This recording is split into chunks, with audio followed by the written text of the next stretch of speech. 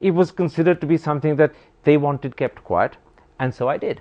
But the second Mr. Advani wrote about it, I wrote about it in Sunday Sentiments. No, but aren't the lines blurred? No. Aren't the lines getting blurred? Journalists, either chauffeurs, conduits, arrangers, people trying to fix cabinets, ostensibly so. Where do you think journalism rests today? You now run a media program, which I've told you I love. You know, you've got your weekly program, you've got your daily program.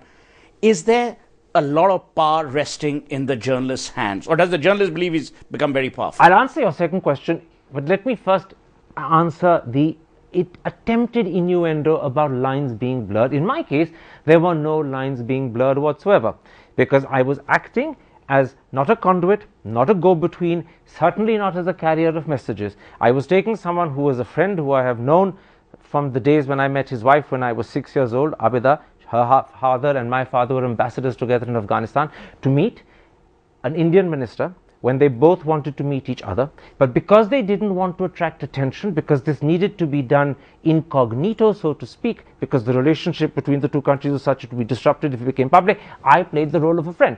And I see nothing wrong in that. I never wrote about it, I never extracted any advantage from it, and it did help in the end in facilitating the Agra talks, because when the Agra decision was taken, Mr. Advani rang me roughly around 6:30 in the morning to say, would I pass on a message to Ashraf that he and the conversations he'd had with Mr. Advani were critical to the decision the government had taken to invite President Musharraf. In the end, Agra didn't work out.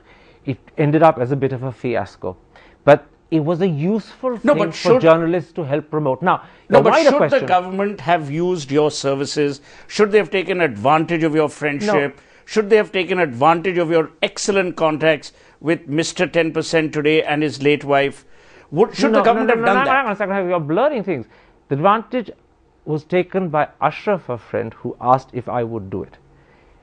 Mr. 10% is a reference to someone completely different. Now you're blurring the lines, okay?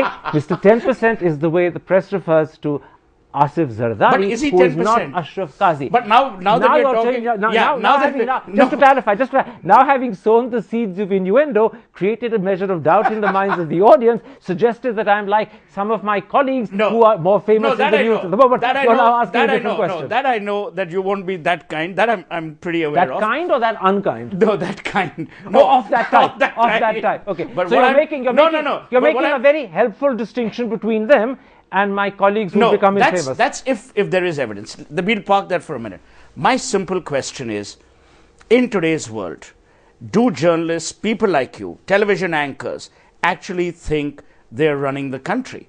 Because from everything that one sees around us, there is a feeling, and it's not just about Karan Thapar, it's about television anchors who every day set a national agenda, who are almost as if driving the national agenda, as it were. I think you're exaggerating the role of television anchors and journalists. I don't think journalists set the television agenda. They don't set the national agenda by any means. What they do is to raise questions. Those questions are meaningful and effective if A, they're topical, B, they're relevant, and C, they achieve something. And D, if they're honorable.